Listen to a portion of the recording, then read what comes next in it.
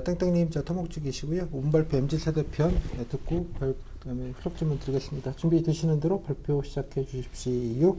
예, 준비됐습니다. 네. 안녕하십니까. 저는 네. 서울시 일반 토목 9급 지원자 수험번호 땡땡땡땡땡땡땡 포카리 스웨터입니다. 지금부터 5분 스피치 발표를 시작하도록 하겠습니다. 최근 MZ세대와 기성세대 간의 세대 차이와 갈등으로 인해 그 문제점에 대해 많은 화제가 되고 있습니다. 그래서 그 세대 간의 갈등의 원인과 이를 극복하기 위한 서울시 차원에서 행할 수 있는 정책에 대해서 발표를 하도록 하겠습니다. 세대 간의 갈등의 가장 큰 원인 중 첫 번째는 가치관의 차이라고 생각을 하고 있습니다. 기성세대의 경우 물질적 가치, 집단성을 중요시 여기고, 예를 들자면 소속감, 성과, 회식 같은 것들이 있고, MZ세대의 경우 내적 가치, 개인성을 중시하고 있습니다. 예를 들자면 심리적 만족감과 개인의 행복, 개인적 라이프 스타일을 중요시 여기고 있습니다. 이 같은 가치관이 생기게 된 이유는 기성세대의 경우 1960, 70년대 산업화를 거치면서 경제 성장의 주역이 됐습니다. 그 과정에서 집단으로서의 가치가 더 중요시 되었고, MZ세대의 경우 사교육을 받는 과정에서 개인적인 스케줄 위주로 생활하게 되었고, 이를 통해 단체 생활에 익숙하지 않다 보니 집단보다는 개인의 가치를 더 중요시하는 가치관이 형성이 되었습니다. 두 번째, 세대 간의 갈등의 두 번째 원인은 관료제 사회에 있다고 생각을 합니다. 관료제 사회의 경우 대규모 조직을 효율적으로 운영하는 방식에 적합하다고는 생각을 합니다. 그렇지만 그 과정에서 탑다운 방식의 소통, 상명하복, 또한 업무 지시를 받을 때 그 이유나 목표에 대한 설명이 없고 의견을 낼 수 없는 환경이 조성되기 때문에 그것을 이해하지 못하는 MZ세대 입장에서는 많은 불만이 생길 수 있다고 생각을 하고 있습니다. 그렇다면 이런 가치관의 차이와 관료제 사회에 따른 문제점을 해결하기 위해서는 MZ세대와 기성세대 간의 소통, 그리고 자유로운 환경에서 의견을 주고받을 수 있는 그런 연습이 필요하다고 생각을 하고 있습니다. 그렇기 때문에 이를 극복하고 세대 간 통합을 이루기 위해 서울시 차원에서 시행할 수 있는 정책은 리버스 멘토링이라고 생각을 하고 있습니다. 리버스 멘토링이란 하급자가 상급자에게 역으로 멘토링하는 것을 뜻합니다. 그것을 통해 자유롭게 의견을 낼 수 있는 환경이 조성되어서 서로의 의견 차이, 그리고 가치관의 차이를 인정하고, 그리고 그 과정에서 갈등을 해소할 수 있다고 생각을 하고 있습니다. 또 이 과정에서 수시로 정보를 공유하고 피드백하는 과정을 통해서 업무에 대한 효율성 역시 높아질 수 있다고 생각을 하고 있습니다. 그 최근에도 다른 지자체에서도 도지사와 그 하급자 간의 리버스 멘토링이 있었고, 그 다음에 해수부 같은 경우에서도 차관님과 그 하급자 사이에 리버스 멘토링을 통해 보도자료에 따르면은 서로의 의견의 차이를 좀 확인할 수 있는 좋은 그런 환경이 되었고, 앞으로 이를 확대 시행하면 좋겠다라는 그런 보도자료를 접한 적이 있습니다. 그래서 지금까지 MZ세대와 기성세대 간의 세대 차이와 갈등, 그 원인은 무엇인지와 그것을 이루기 위해 서울시 차원에서 할 수 있는 방안에 대해 발표를 하였습니다. 이것으로 5분 스피치 발표를 마무리하도록 하겠습니다. 네, 잘 들었습니다. 자, 요즘 뭐 MZ들은 이제 그만둔다고들 합니다. 본인 생각하실 때 이렇게 빨리 많이들 그만두시는 이유는 뭐라고 생각하시는지와 또 그런 분들을 좀 줄이기 위해서는 좀 어떤 것들이 좀 대책이 필요한지 같이 좀 들어볼까요? 많은 분들께서 공무원에 입직을 하셨다가 의원 면직을 하는 사례를 많이 접하였습니다. 그 원인 중에 한 가지는 그 실무와 그 다음에 그 공직에 입문하셨던 분들의 그 괴리감에 있다고 생각을 합니다. 실제로 제가 면접을 하면서 유튜브나 각종 SNS에서 의원 면직을 하셨던 분들의 이야기를 많이 접해볼 수 있었습니다. 그분들께서는 공부만 하고 추상적으로만 업무에 대한 이해를 하고 실무에 나갔지만 실무에서 많은 민원과 그 다음에 과도한 업무 처리로 인해 많은 괴리감을 느꼈다고 말씀을 하셨습니다.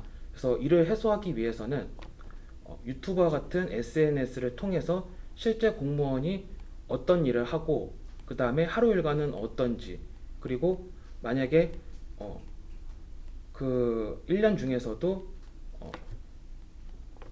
공무가 많았을 때와 같은 경우에 주로 어느 정도의 업무량이 있는지 등을 촬영을 해서 업로드를 하고 그 다음에 소통을 하면은 공무원을 준비하시는 분들께서도 실제 실무에서는 어떤지 그렇게 미리 파악을 하실 수 있고, 공직에 나가시더라도 그런 괴리감이 줄어들어서 의원 면직을 하는 비율이 많이 줄어들 것이라고 생각을 하고 있습니다. 네, 잘 들었습니다. 자, 뭐 토목직 지원하셨는데요. 뭐 서울시 토목직 지원하신 지원 이유를 좀 들어볼까요?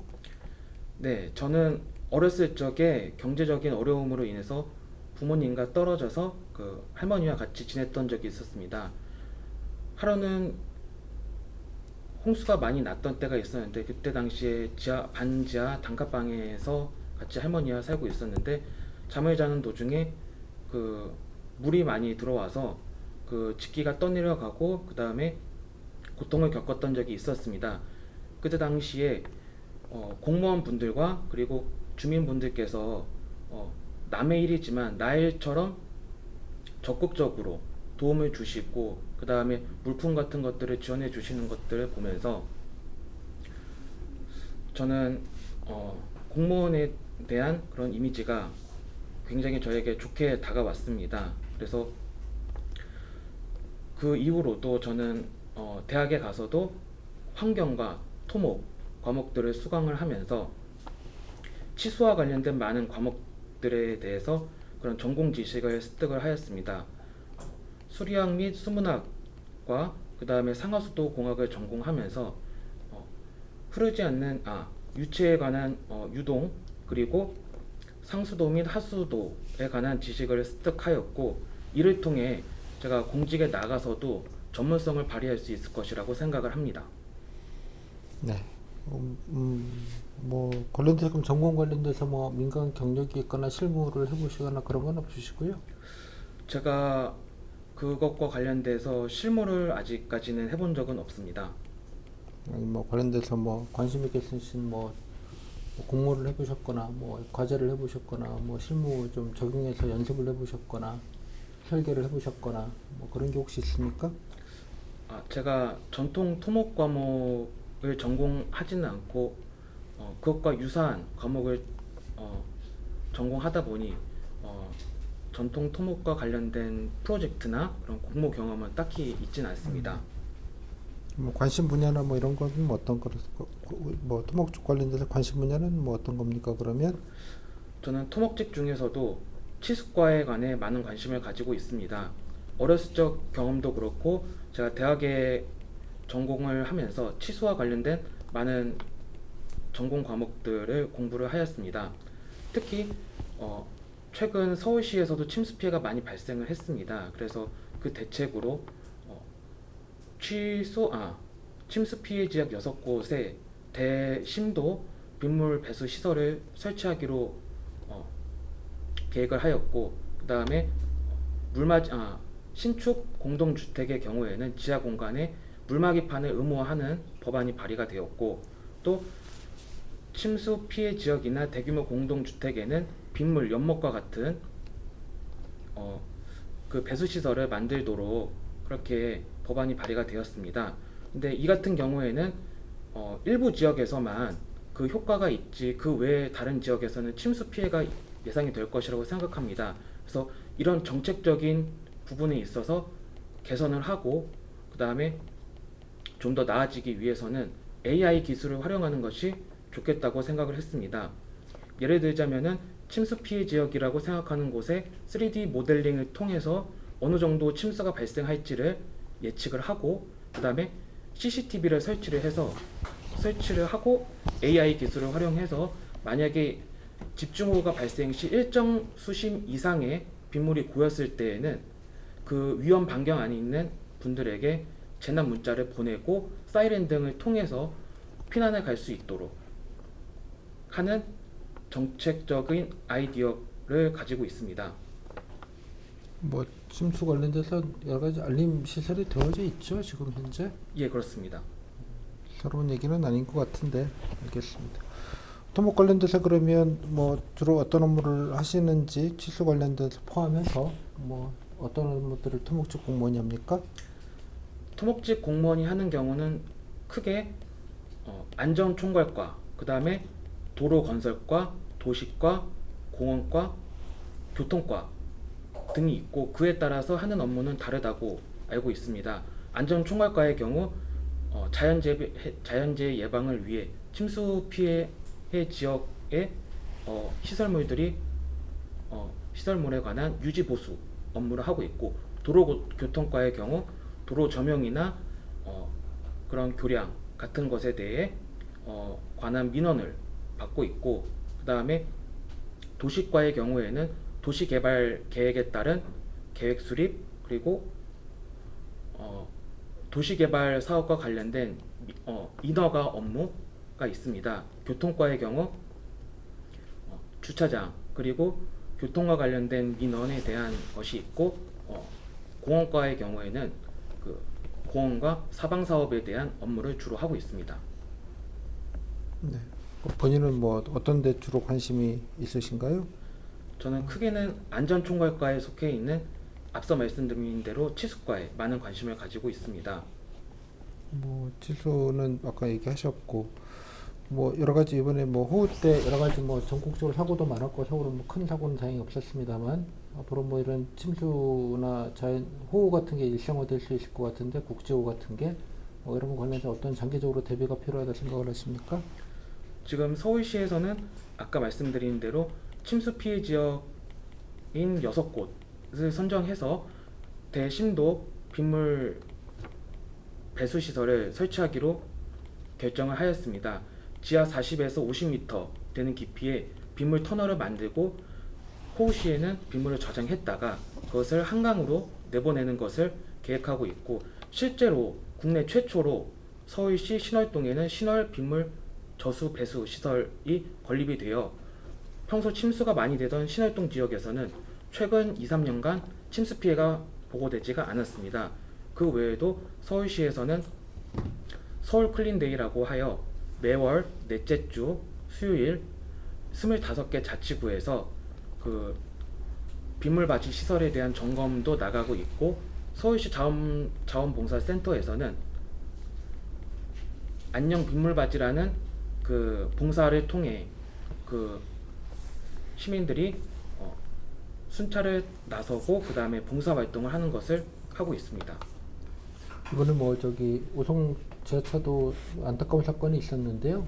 뭐 여러 가지 뭐 원인들은 얘기할 수 있겠지만 토목 뭐 진열 관점에서는 어떤 게 문제라고 생각하시고 뭐 그런 문제점들을 예방하거나 재발 방지하려면 어떤 게 좀 필요하다 생각을 하십니까? 오송 참사 사건에 대해서는 일단 안타까움이 많습니다. 그 공무원분들께서 대비를 하셨어도 그 당시에 둑과 하천 사이의 거리가 좀 꽤 되었었는데 예상치 못한 호우로 인해 일단 물이 범람을 하였고, 그걸 인지하였어도 제대로 그 소통이 되지가 않아서 그런 참사가 발생을 했다고 생각하고 있습니다. 그래서 토목직 공무원으로서는 일단 침수 피해 지역이나 아니면은 그런 침수 가능성이 있었을 당시를 가정하여 그런 훈련 같은 것도 주로 하고, 그 다음에 그 소통과 관련된 부분에 있어서도 많은 노력이 필요하다고 생각을 하고 있습니다. 그래서 그러니까 토목직 관점에서 그런 일이 이제 생기지 않게 하려면 예. 어떤 대책이 좀 필요한지 여쭤본 거예요. 뭐 다른 측면에서 이렇게 뭐 경찰 얘기 이런 게 아니고요. 예, 뭐 범람도 있고 갑자기 급속한 침수니까 배수의 문제도 있을 거고 뭐 여러 가지 것들을 좀 재발 방지책을 좀 마련을 해야 되지 않겠습니까? 예, 맞습니다. 그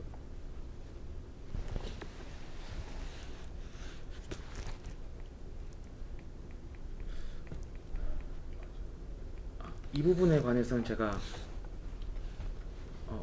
미처 준비를 하지 못한 것 같습니다. 그래서 제가 이 면접장이 끝나고 나가는 것과 동시에 그것과 관련된 것을 좀 많이 고민해 보도록 하겠습니다. 죄송합니다. 네, 좋습니다. 본인 제 공무원으로서 장점이 있다면 어떤 게 장점이라고 생각하세요? 공무원의 공무원으로서 본인의 장점. 공무원으로서의 저의 장점은 적극성이 있다고 생각을 하고 있습니다.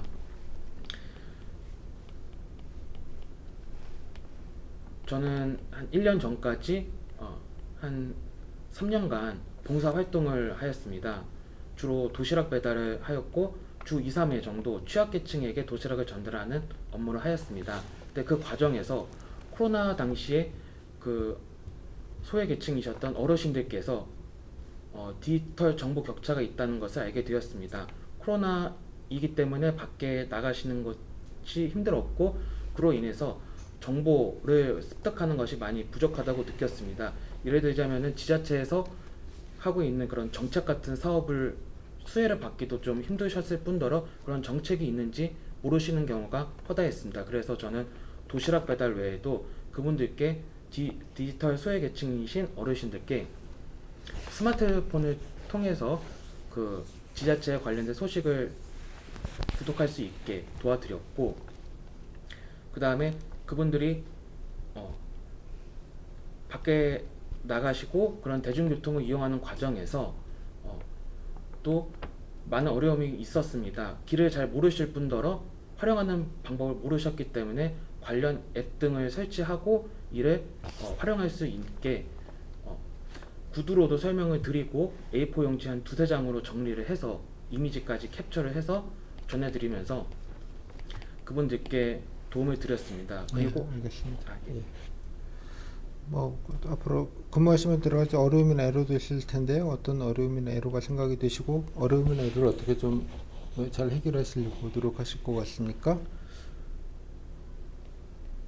제가 토목직 공무원에 입직을 하게 된다면 그 주로 하는 업무 중에 한 가지는 설계를 하고 그 설계에 따라 공사 발주를 하고 그 공사 과정을 감독하는데, 그 공사가 시작이 되면은 소음이나 교통 통제에 따른 민원이 좀 많다고 생각을 하고 있습니다.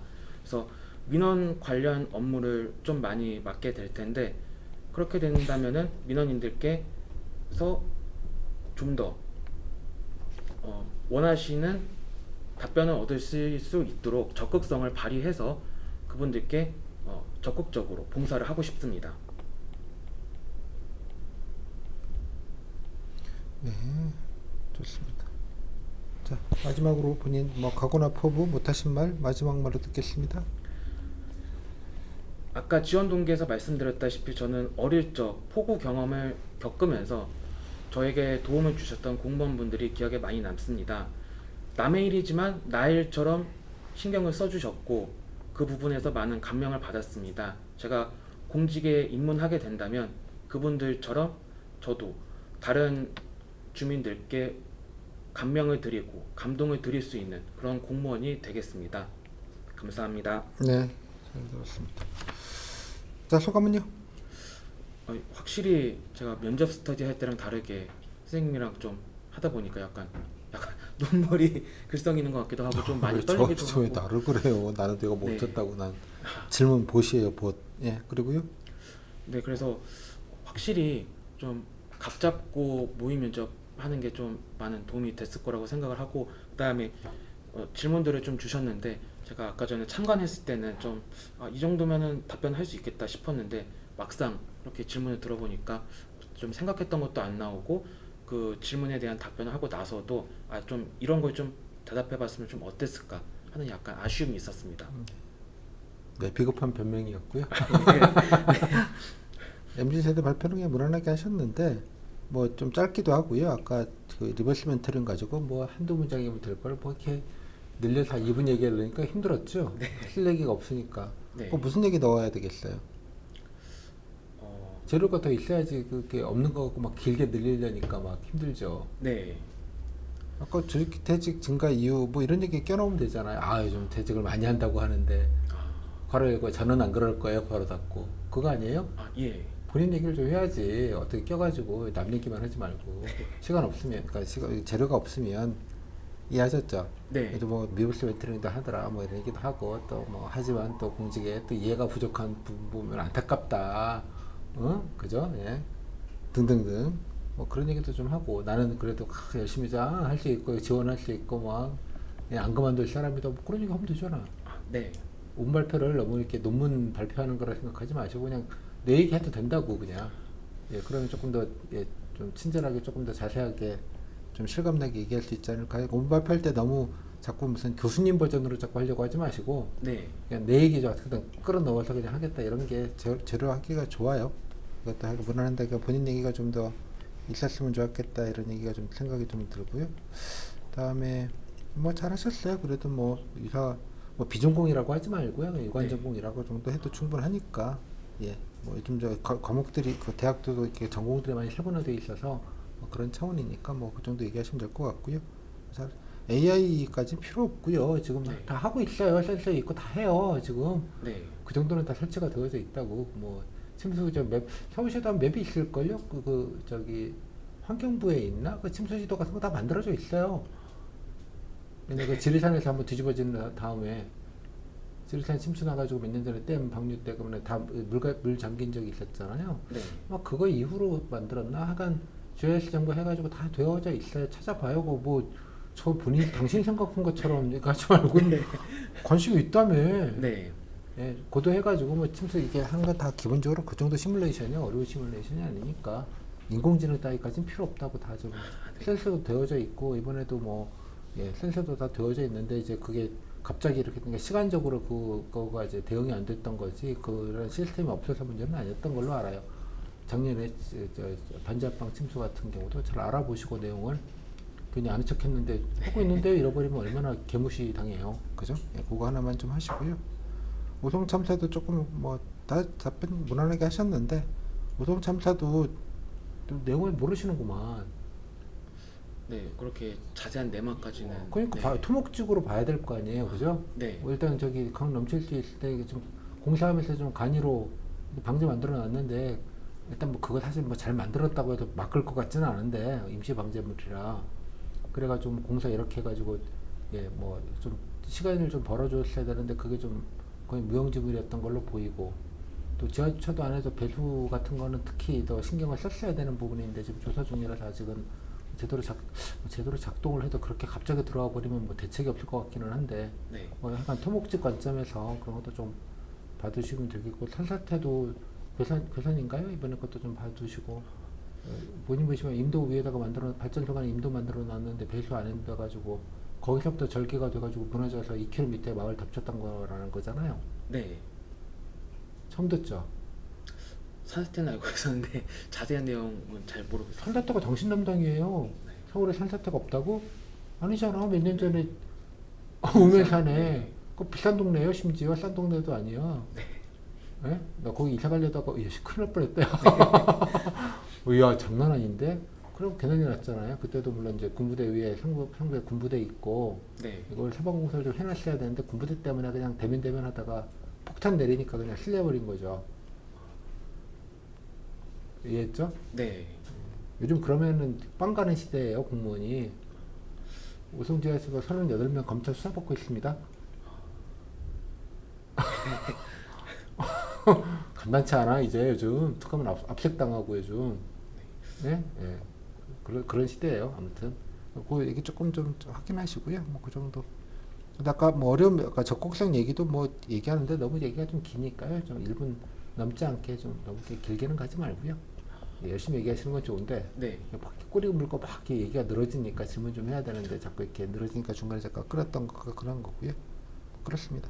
약간 뭐 그냥 무난하게 하셨으니까 뭐 딱히 힘들 건 없지만 약간 사고나 이런 것들만 조금 챙겨 보셔서 요즘 하도 이게 예민한 시대니까요. 네. 그죠? 예, 그다음에 수해 관련된 것들도 좀 찾아보시고 신림동도 지난해 뭐 여러 가지 대비한다고 해놨으니까 그 사고 이후로 뭐 철수반하는 얘기만 뉴스에 나오긴 하는데 여러 가지 좀 시스템 개편하거나 이런 게 있는 걸로 알아요. 그래서 좀 찾아보셔서 조금 좀 그 이후로 이러저러하게 좀 하고 있다는 얘기 조금 하시고. 오케이. 질문? 아, 제가 한 가지 여쭤보고 싶었던 것 중에 하나가 제가 네. 유튜브를 통해서도 그 토목직 공무원이 하는 일들을 들어보고 그다음에 제가 현직에 계신 분들께 좀 많이 여쭤봤는데 네네. 그 근데 안전총괄과도 토목직 분들이 좀 메인 부서이기도 아니 그러니까 좀 편제는 조금씩 다를 수 있고요. 뭐 그런 네. 업무를 하는 거지 뭐 과 이름이나 이런 건 중요한 것 같지는 않아요. 네. 그마다도 좀 상황이 다를 테고 뭐 네. 조직 편제라는 게 뭐 약간씩은 거의 비슷하긴 한데 네. 약간씩 이름이나 명칭이나 편제가 조금 다를 수는 있으니까 뭐 그렇다 치고 근데 대부분의 토목직 공무원들께서 그 답변을 하실 때 많이 네. 얘기하시는 게 도로과입니다. 근데 주로 도로 많이 하니까요. 도로 민원도 많고 네.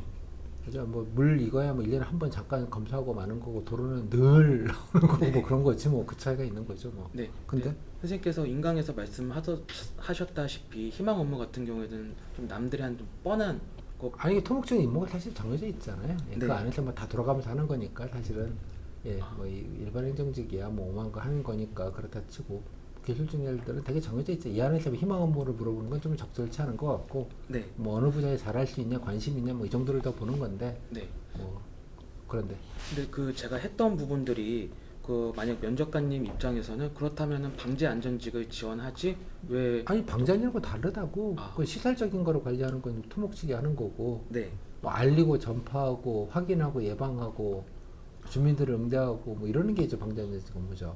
업무 자체가 달라요. 그러니까 같이 하니까 안전해가지고 시설적은 토목직이 뭐 연락하고 체계하고 검사하고 뭐 체크리스트 만들고 하는 건 뭐 방장직 이렇게 할 수 있는 거죠. 뭐 교육이나 이런 거는 이해하셨어요? 근데 네. 안전이라는 테두리에 있지만 타타가 전혀 다른데 뭐. 그래서 저는 혹시 제가 좀 재난에 포커스를 맞추다 보니 방재 안전직 쪽으로 좀 아니.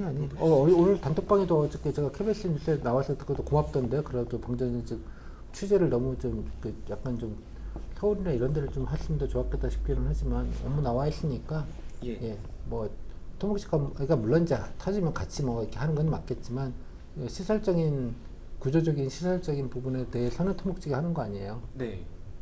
이렇게 네. 당연한 거 아니에요? 잘 생각해 보면 뭐 그런 차원이니까 그건 뭐 안전이니까 같은 업무를 이렇게 하시는 건 조금 좀 핀이 좀 안 맞는 것 같아요. 그럼 더 이상 질문은 없습니다. 조금 좀 요즘은 이게 하도 예민한 시대가 돼서 네. 그죠? 뭐 주로하게 관심사가 될 수밖에 없잖아요. 그러니까 좀 참고해서 보시고 조금 사고나 사건 내용들 뭐 제가 저기 우면산 얘기도 좀 찾아보시고 강남역 침수도 좀 내일 원인이나 이런 거 보시고 좀 토목 관점에서 그냥 일반적인 거 말고요. 이렇게 대신데도 뭐 말이 많잖아. 뭐 1조 3천원이나 들여갖고 그걸 파야 되냐 지금. 네? 뭐 아무튼 뭐 그 여러 가지 얘기가 있으니까 그건 참고를 해보시고 아까 신월동 얘기나 이런 건 잘하셨어요. 그래도 뭐 이런 내용 찾아보신 게 뭐 저도 처음 듣는 얘기라서 뭐 이런 것도 잘하셨으니까 뭐 등등등 다른 건 뭐 무난하게 잘하신 것 같아요. 오케이. 고생하셨습니다. 감사합니다. 자 잠깐 5분만 좀 브레이크 할게요.